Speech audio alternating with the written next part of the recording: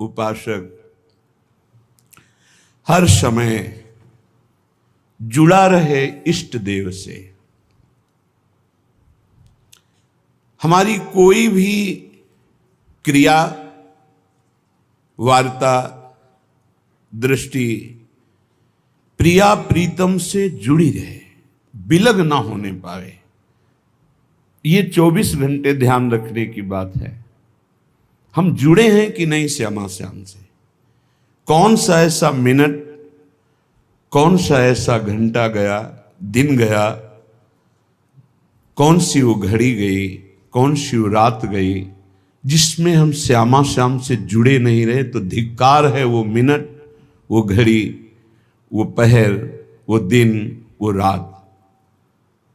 विश्वास करो, ये जो लिखा है देवर्षि नारद जी ने, तदर्पिता अखिलाचारिता तद्विस्मरणेन परम व्याकुलतेति, ये स्थिति हो जाती है। हर समय एक भय रहता है, कहीं मैं प्रभु को भूल न जाऊं, कहीं व्यक्तियों का समुदाय, कहीं कोई क्रिया, कहीं कोई ऐसा घटना परिस्थिति जो मेरे प्रभु का विस्मरण करा दे। ऐसे सावधानी, हर समय सावधानी। जब कहीं वार्ता होती है, किसी विषय पर निष्कर्ष होता है, तो मन की एकाग्रता होती है, उस समय भी भय स्मरण कराता रहता है। हे, ये प्रपंच की वार्ता है, प्रिया प्रीतम को भूलना नहीं है, प्रिया प्रीतम से जुड़े रहकर वार्ता करनी है। ये क्रिया प्रपंच की है, प्रिया प्रीतम से जुड़े रहकर इस क्रिया को करना है। हर समय एक भय, कहीं विस्मरण न हो जाए, उसकी अखंड स्मृति हो जाती है। और जो बेपरवाह है प्रमाद स्थिति को लेकर, भागवती की स्थिति को लेकर बेपरवाही की हम बात नहीं। प्रमाद हो गया, चिंतन हो गया, नहीं हुआ नहीं हुआ, ऐसा नहीं चलेगा। तद विस्मरणेन परम व्याकुलतेति। अगर प्रभु का विस्मरण हो रहा है तो हम उस क्रिया का आदर नहीं करते, उस व्यक्ति का आदर नहीं करते, उस परिस्थिति का आदर नहीं करते, उस घटना का आदर नहीं करते, उस जीवन का आदर नहीं करते। जो हमारे प्रभु का विस्मरण करा दे, वो घटना, वो परिस्थिति, वो जीवन धिक्कार है। तब उपासना में रंग आता है। ये माया का एक मनोहर जाल है।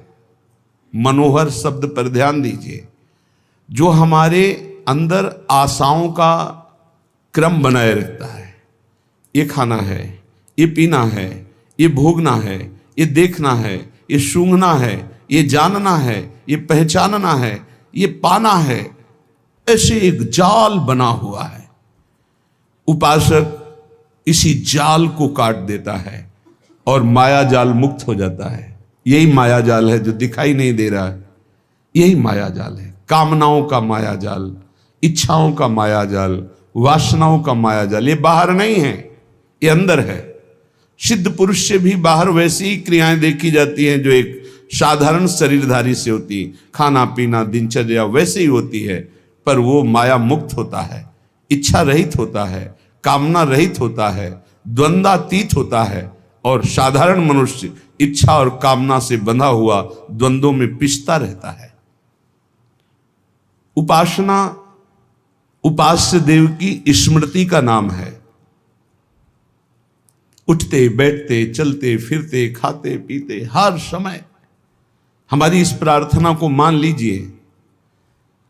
हर समय हमें प्रियालाल से जुड़े रहना है। ये आप असावधानी अगर जितनी जल्दी मिटा दें तो भगवत साक्षात्कार उतनी जल्दी हो जाए। ये हृदय की बात कह रहा हूं।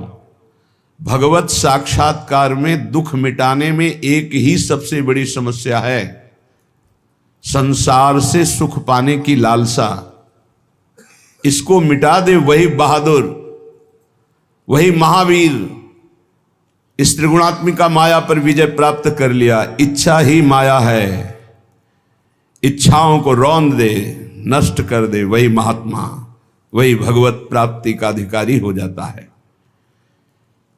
श्रीपाद प्रबोधानंद जी कह रहे हैं, इन इच्छाओं को मिटाओ प्रभु की लीलाओं का गायन करके, प्रभु के नाम कीर्तन से बहुत शांति मिलेगी। आप राधा नाम जप करके देखिए, आप राधा नाम का कीर्तन करके देखिए, आप राधा नाम का ध्यान करके देखिए, आपको तत्काल शांति मिलेगी। हम ये नहीं कहते कि आप तत्काल धनी हो जाएंगे, आप तत्काल समस्त समस्याओं से मुक्त हो जाएंगे, नहीं, आपको एक परम शीतलता मिलेगी, एक बल मिलेगा, लड़ने का बल मिलेगा, सहने का बल मिलेगा, जीतने का बल मिलेगा, उत्साह मिलेगा और मंजिल बहुत छोटी लगने लगेगी। जीना आनंद पूर्वक हो जाएगा। नहीं घुट घुट के चिंता और शोक में जीना, ये जीना भी तो क्या जीना, ये जीना क्या जीना। हर समय चिंतन अशांत है, हर समय कामनाएं तप्त कर रही हृदय को, कैसा जीना। हर समय एक आनंद की लहर आवे, अद्भुत सुख। जैसे जैसे हम भगवत मार्ग में चलते हैं वैसे वैसे हमारे अशुभ नष्ट होते हैं। कच्चे अशुभ ऐसे ही नष्ट हो जाते हैं, जो पक्के प्रारब्ध बन करके आए हो थोड़ा भोग देते हैं। हो सकता है आप बड़ी श्रद्धा से वृंदावन आए हो, आपके हाथ पैर में कुछ लग जाए, आप गिर जाओ, कोई हानि हो जाए, कुछ ऐसा हो सकता है। वो आपका बड़ा भारी अशुभ छोटे में निकल रहा है, इसलिए लाभ हो जाए तो जय श्री राधे और हानि हो जाए तो जय श्री राधे। मन में क्षोभ मत करो, धाम में आया था मेरी जेब कट गई, धाम में आया था मेरे हाथ में फ्रैक्चर हो गया, पैर में फ्रैक्चर हो गया, क्या धाम का लाभ मिला? नहीं, बहुत बड़ा लाभ मिला। कोई बहुत बड़ा महान संकट इतने में कट गया। जया जयोन्नति, यदि तुम यहां आए हो कोई कामना लेकर, उसकी पूर्ति हो जाती, जय हो जाती, या उसकी पूर्ति में सीधे बाधा पहुंच जाती है, तो भी आप समझना कि कोई महामंगल विधान भगवान ने रचा है। दोष दर्शन मत करना। विपन मान अपमान, यदि यहां आए हो कोई तुम्हें सम्मान दे, बढ़िया है, अगर अपमान कर दे तो भी सह जाना। तुल्यः कृष्ण निविष्ट धीर धिवसन वृंदावनम वंद्यताम, जो मान अपमान को, लाभ हानि को, जय पराजय को समान समझ करके श्रीधाम वृंदावन में वास करता है, वो इतना महान पुरुष हो जाता है। श्रीपाद कह रहे हैं कि वंद्यताम, बड़े बड़े देवता उसकी वंदना करते और मैं भी उसे प्रणाम करता हूं, जो लाभ हानि में, जय पराजय में, सुख दुख में, मान अपमान में समान भाव रखकर वृंदावन वास करता है। कोई ब्रजवासी पीड़ा दे तो उसको गाली नहीं देता, उसका अपमान नहीं करता, किसी भी जीव को यहां मारता नहीं, कष्ट नहीं देता, लताओं को नहीं काटता, वो निश्चित वंद्य हो जाता है। वंद्यताम, जगत बंदनी हो जाता है। दुर्वाच्यानि सहस्रशा परिभवन्नीचैः कृतान् कोटिशो, भक्ष्याच्छादनवास कुट्य मिलना दुखान्यलम कोटिशः। यदि कोई हजार हजार रोज गाली दे हमें, तो भी हम वृंदावन नहीं छोड़ेंगे और सह जाएंगे। देखो, ये आप कहोगे हम क्यों हजार हजार गाली सहेंगे? नहीं सहोगे तो हजार हजार जन्म लो फिर कष्ट सहो। इतना स्टॉक जमा है, अगर हमें कोई गाली दे के वो स्टॉक खत्म कर देता है तो कितना बढ़िया काम, हमें भोगना नहीं पड़ेगा। उल्टा मत सोचो। जब हमारी बुद्धि पॉजिटिव हो जाएगी तो हमें बहुत आनंद में, हमारे विचार सकारात्मक होने चाहिए, नकारात्मक नहीं होने चाहिए। ये भगवान के धाम में और रोज भजन करते हैं, हमको रोज गाली देता है, तो जरूर हमारे कोई पर्वत जैसे पाप जमा है, उनका रोज नाश किया जा रहा है। इसलिए दुर्वाच्यानि सहस्रशा परिभवन नीचे कृतान कोटिशो, पक्का मानना। सदगुरुदेव भगवान कह रहे थे, एक दिन रोटी मांगने नंदगांव में साथ ही थे, तो एक घर में गए तो एक माई, पता नहीं उसकी लीला होगी, चाहे सास बहू में झगड़ा हुआ हो, अब हमें तो पता नहीं था। राधे श्याम दरवाजे पे बोला, एक आवाज भी दूसरी जोर से बोल दिया, राधे श्याम। अरे वो तो एकदम ऐसे निकली और फिर सैकड़ों गालियां, जैसे पुरुष गालियां देते ऐसे सैकड़ों गालियां। और गुरुजी मुस्कुरा रहे, गुरुजी की तरफ देखा कि शायद कह दे आ जाओ, तो देखा तो मुस्कुरा रहे थे, ऐसे कह रहे थे खड़े रहो, हम खड़े रहे। फिर बोलो, राधे श्याम, 2-3 बार बोलने के बाद बुढ़िया निकली, अरे दे दे रे बाबा, रोटी दी, रोटी लेके महाराज जी इतनी गालियां। बोले ये रोटी तुम्हारे को बहुत सुख प्रदान करेगी, भजन में वृद्धि करेगी, और ऐसी जब गालियां मिले तो आनंद मनाओ कि श्री जी ने बड़ी कृपा की। ये देखो नंदगांव की सखियां हैं, ये सारे के सारे पाप नष्ट कर रही गालियां दे करके। एक बार परिक्रमा लगा रहे थे नंदगांव के गुरु जी के साथ, तो एक ब्रजवासिनी कंडा थाप रही थी, खड़ी हुई, देखा, ए बाबा आजा कंडा थपवा दे तो ये बिना परिक्रमा लगाए नंदगांव की परिक्रमा का फल मिल जाएगा। गुरुजी ने कहा चलो चलो थापते चल करके। बोले बिना परिक्रमा के फल देने के लिए तैयार। बोले पक्का दे देगी। जब नजदीक गए तो उनका, अरे बाबा कुछ खाएगा? गुरुजी ने कहा हाँ दे, रुक जा, माठा और रोटी दौड़ के लाई दी और बस जाओ परिक्रमा जा। कंडा नहीं थपवाए, वो बका बोल ऐसे। बड़े ये ब्रजवासी जन बड़े करुणा में, सच्ची कहते हैं आपसे, बड़े करुणा में। इनका प्यार दुलार देखो। हम जिन जिन घरों में जाते रहे, एक दिन ना जाओ तो ऐसे जैसे माँ विकल हो जाती है, ऐसे पूछे बाबा कल आयो ना है, रोटी रखी रही, इंतजार करते रहे, बाबा आयो ना। ब्रजवासियों को कभी कड़ुआ मत बोलो, ब्रजवासियों के चरणों में झुको, ये भगवत पार्षद है। बोले दुर्वाच्यान सहस्त्रसा परिभवन नीचे कृतान कोटिशो। वैसे कहीं भी साधना करो ये सहना पड़ेगा, अगर सहन नहीं किया तो आगे नहीं बढ़ पाओगे, भजन में आगे नहीं बढ़ पाओगे। भजन करने के लिए सहित सहित बाढ़े भगत इग्रे तन गुरुहित गार। भक्ष्याच्छादन वास कुट्य मिलना दुख्यान्नलम कोटिसा। यदि आपको वास की अव्यवस्था है, भोजन की अव्यवस्था है, और कई प्रकार से लोग दुख देते हैं, आप सह जाना, वृंदावन मत छोड़ना, भगवत मार्ग मत छोड़ना। आप देखना, इसका परिणाम देखना। कामाद्यैरति पीड़या च मनुष्यो वैकल्यमात्यंतिकम। जब आप भजन मार्ग में चलोगे तो कामादि दोष और बढ़ते हैं, क्योंकि वो परास्त करना चाहते हैं कि निकल रहा है, अब निकल रहा है। भारी पीड़ा प्रदान करते हैं, मन विकल हो जाता है, सहन करने की सामर्थ्य नहीं रह जाती। ऐसी स्थिति में श्री कृष्ण अर्थात प्रिया प्रीतम की विलास भूमि वृंदावन में जो सब कुछ सहते हुए वास करता है, कामादि पीड़ा को, गालियों को, नाना प्रकार की अव्यवस्थाओं को सहते हुए, बोले वो दिव्य वृंदावन को प्राप्त होता है। मैं उसको नमस्कार करता हूं। ये सोढ़ापि वसंत केल विपने कृष्णस्य तेभ्यो नमः। मैं उसे नमः नमस्कार करता हूं जो ऐसे वृंदावन वास करता है, सारे दुखों को सहते हुए। कभी भी भगवत मार्ग में चलने वाले उपासक को तर्क विवाद झगड़ा नहीं करना चाहिए। कोई भगवान के साकार रूप का उपासक है, कोई निराकार रूप का उपासक है, कोई सखा भाव का है, कोई सखी भाव का, कोई गोपी भाव, अलग अलग सब भाव के उपासक है। जाको जैसी लखी परी तैसी गावे सोई। बीथी भगवत मिलन की निश्चय एक न होई। निश्चय एक न होई कहाँ सब पृथक हमारी। श्रुति समृति भागवत साख गीता दय भारी। भूपति सबन समान लखे निज पर जाता को। जाको जैसो भाव सुपोसे तैसो ताको।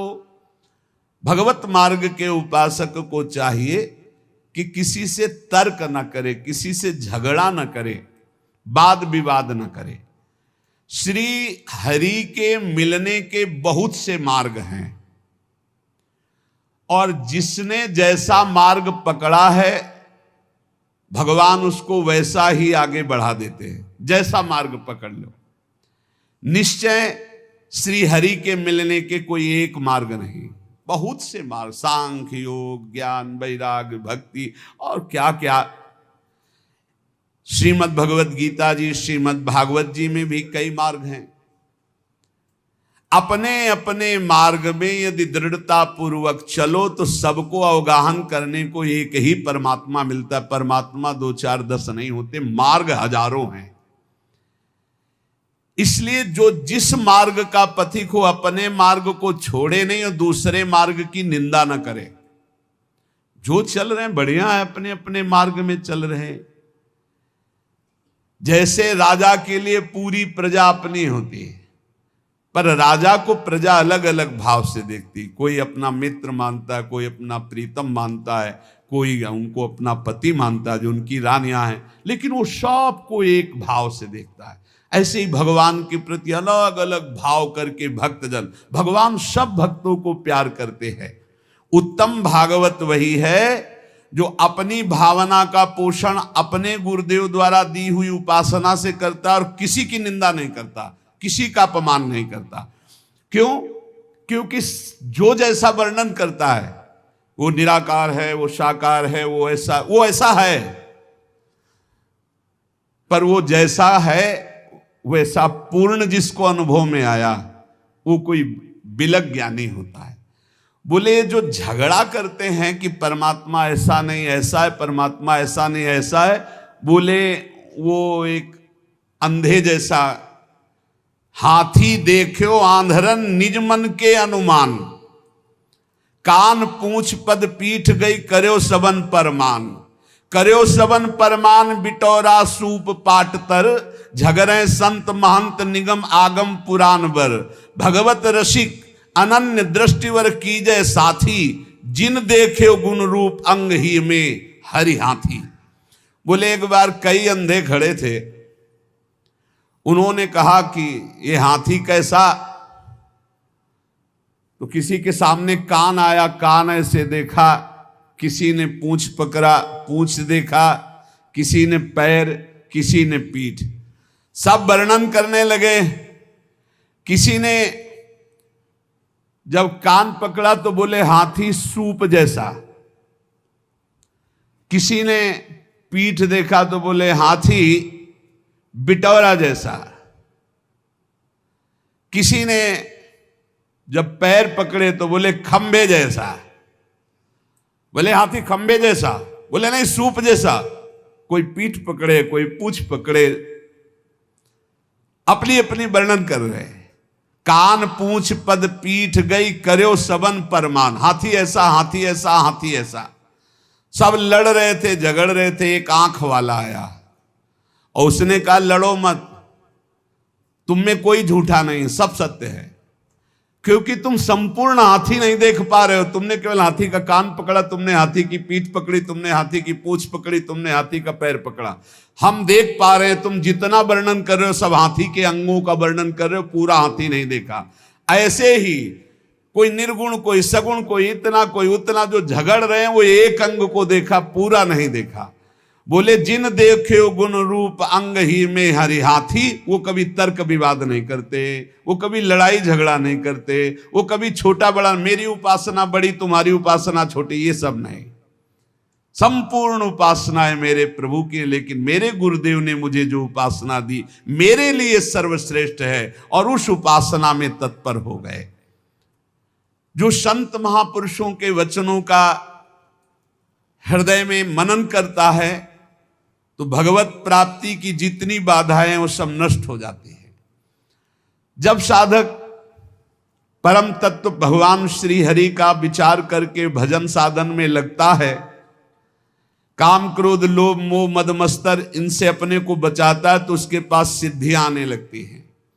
चरण दास जी महाराज कह रहे हैं, रिद्धि सिद्धि फल कछु न चाहूं, जगत कामना को नहीं लाऊं, और कामना मैं नहीं राखूं, रसना नाम तुम्हारो भाखूं।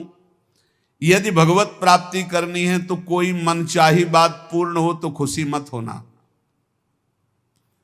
प्रभु से प्रार्थना करना कि मेरी मनचाही ना हो, आपकी मनचाही हो। कहीं ऐसा ना हो कि हम कोई चाहत करके अपनी भजन की जो सामर्थ्य है वो अपनी कामनाओं में खो दे। इसके बाद जब निष्कामता बढ़ने लगती तब सिद्धियां आती हैं। कोई भी सिद्धि, कोई भी चमत्कार होने लगे तो गुप्त हो जाए, उसको प्रकाशित न करे, कभी जानने न दे और कभी प्रयोग न करे किसी सिद्धि का, नहीं तो भगवत मार्ग में बाधा खड़ी हो जाएगी, भगवत प्राप्ति नहीं होगी। 84 लाख योनियों में बहुत दुख पाया, आज छूटने का अवसर आया तो सिद्धियां आकर के फिर फांस रही हैं।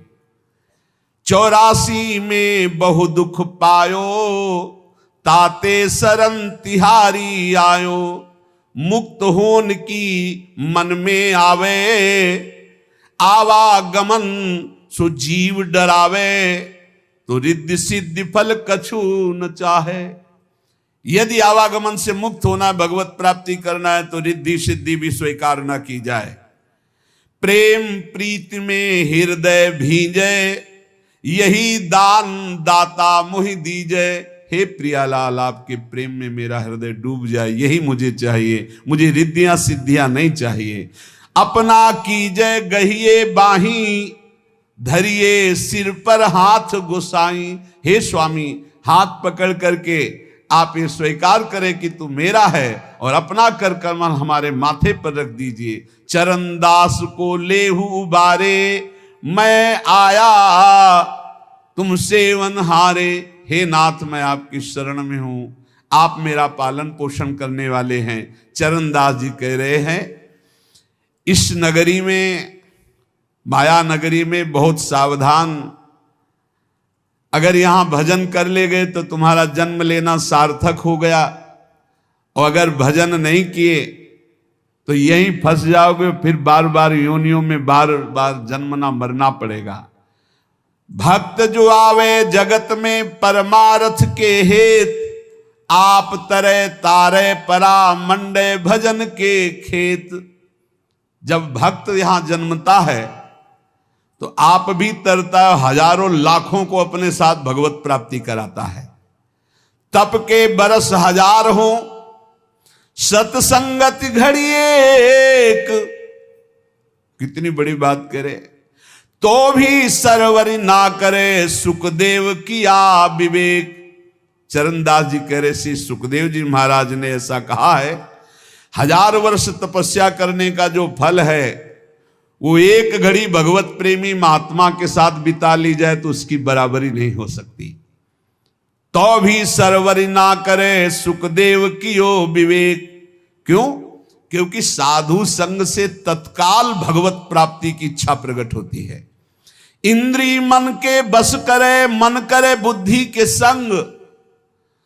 लेकिन साधु संग बुद्धि राखे, हरिपद जहां लाग्यो ध्यान अभंग। इंद्रियों ने मन को अधीन कर लिया, मन ने बुद्धि को अधीन कर लिया।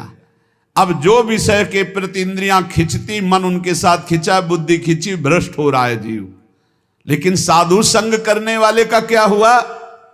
बुद्धि शुद्ध हो गई, तो मन को अधीन कर लिया, इंद्रियों को गलत आचरणों से हटा लिया और भगवान के मार्ग में चल पड़े। बोले 1000 वर्ष तपस्या का जो फल है वो समानता नहीं कर सकता साधु संग, क्योंकि क्षण मात्र के संग से जीवन का परिवर्तन हो गया। इसलिए साधु संग से जितना लाभ मिलता और किसी साधन से लाभ नहीं मिलता। तो जब कभी साधु संग मिले तो मीठा वचन उचारिया, नवता सब सु बोल। हृदय माहि विचारी के, तब मुख बाहर खोल। सदैव नम्र वचन बोलो, शीश झुकाकर बोलो, हृदय में वाणी विचार करके बोलो। कहीं ऐसे कोई शब्द ना हो कि संतों का हृदय दुख जाए। जब बोले तो हरि कथा, मौन गहे तो ध्यान। चरणदास ये धारणा, धारे सो सज्ञान। जब वाणी से बोले तो भगवत चर्चा, जब मौन रहे तो नाम जप करते हुए भगवान ध्यान, ऐसा जो करता है वो निश्चित भव समुद्र से पार हो जाता है। हे भाई, हमारे राम भक्ति धन भारी। चरणदास जी महाराज कह रहे हैं, राजा न डांडे, चोर न चोरे, लूट सके नहीं धारी। हमारे राम भक्ति धन भारी।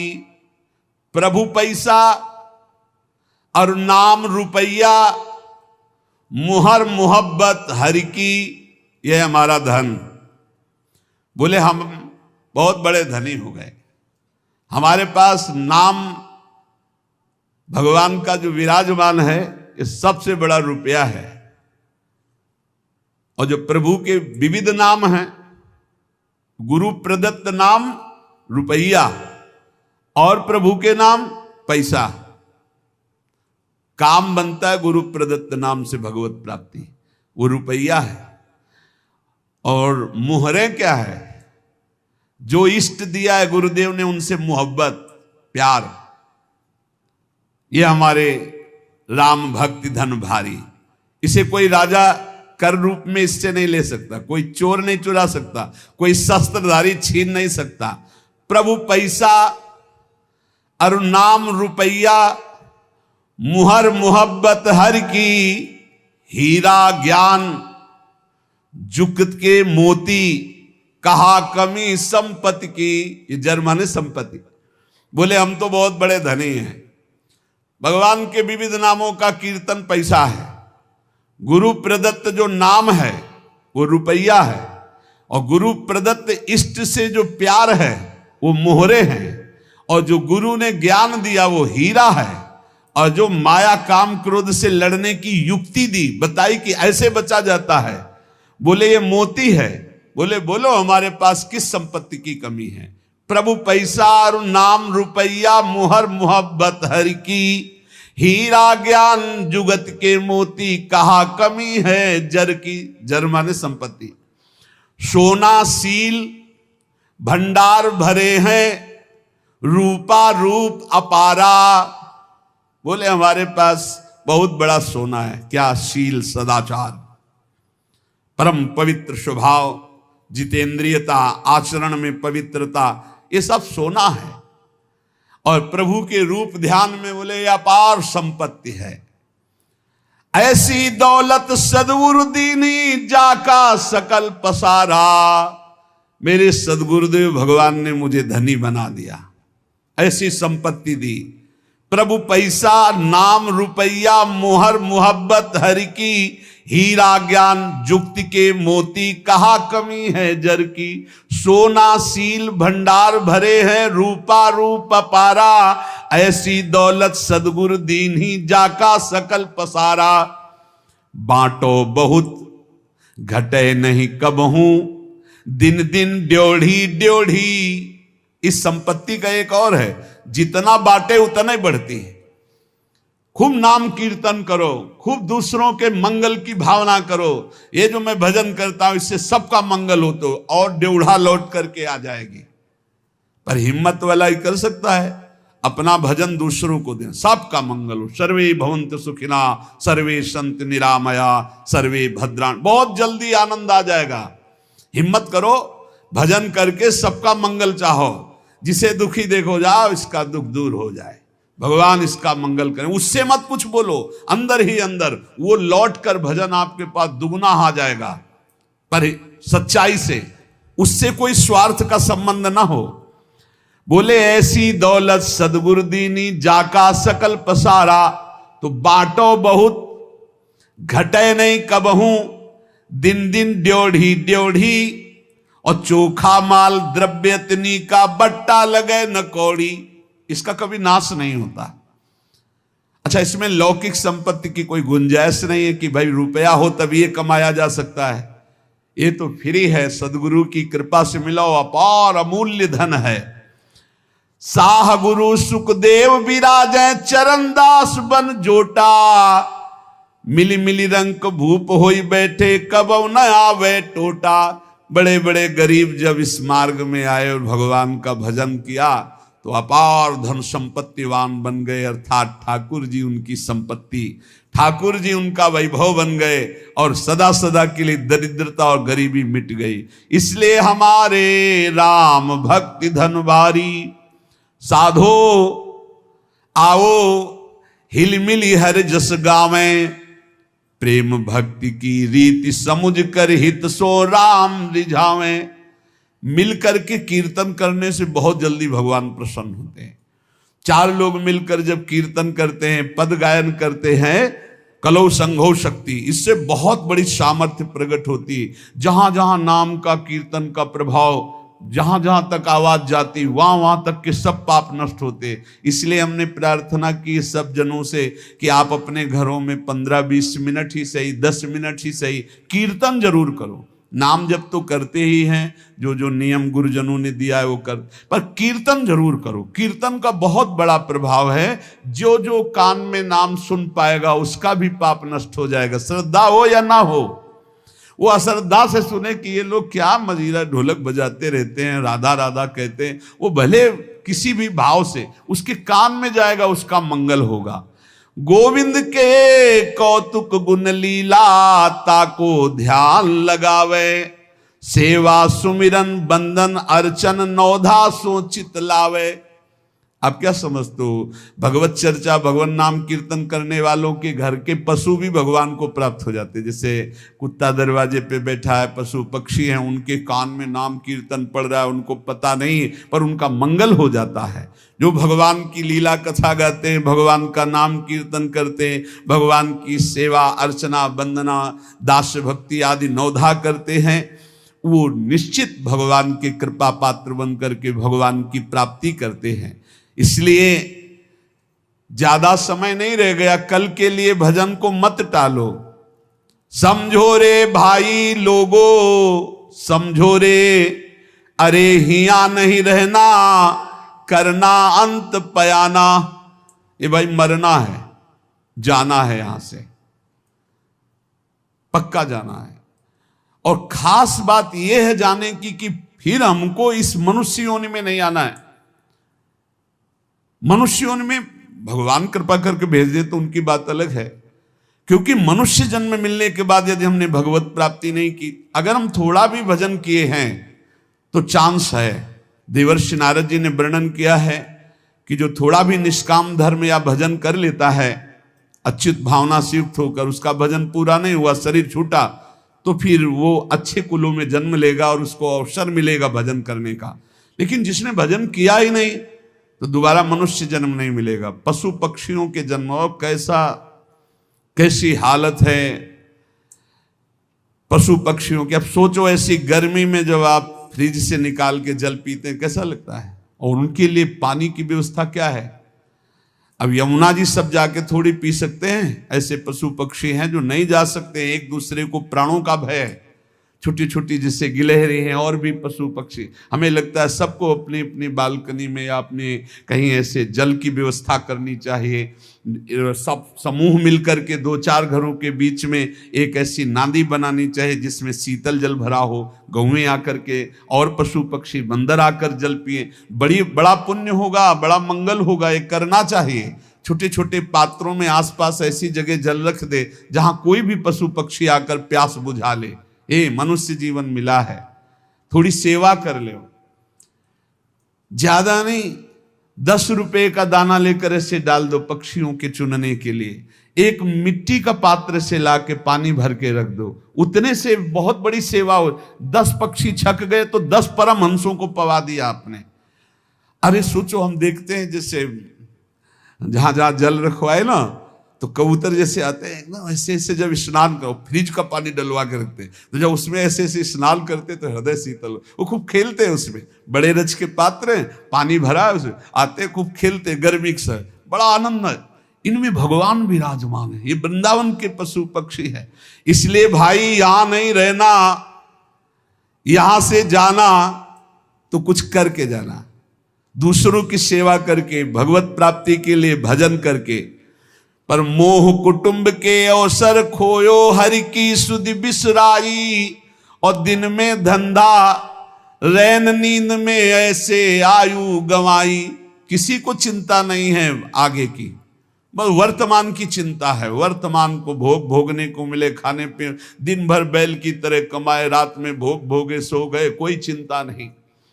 8 पहर की 60 घड़ियां यो तो बिरथा खोई, छिन एक हरि को नाम न लीनो कुशल कहाते होई। 24 घंटे व्यतीत हो जाते हैं बैठकर भजन करने का एक भी क्षण नहीं। वही प्रपंच, वही चिंतन, वही भोग सामग्री का भोगना। बालक था जब खेलत डोला, तरुण भया मद माता, वृद्ध भये चिंताति उपजी, दुख में कछु न सुहाता।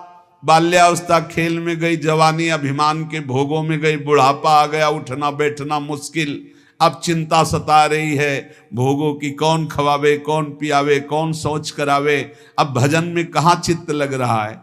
इसलिए भूला कहा चेत नर मूरख, काल खड़ो सर सांधे, बिस्को तीर खींच के मारे, आए अचानक बांधे। देख भूल मत, काल भगवान मृत्यु रूपी बाण लेकर तुम्हारे सर पे खड़े हैं।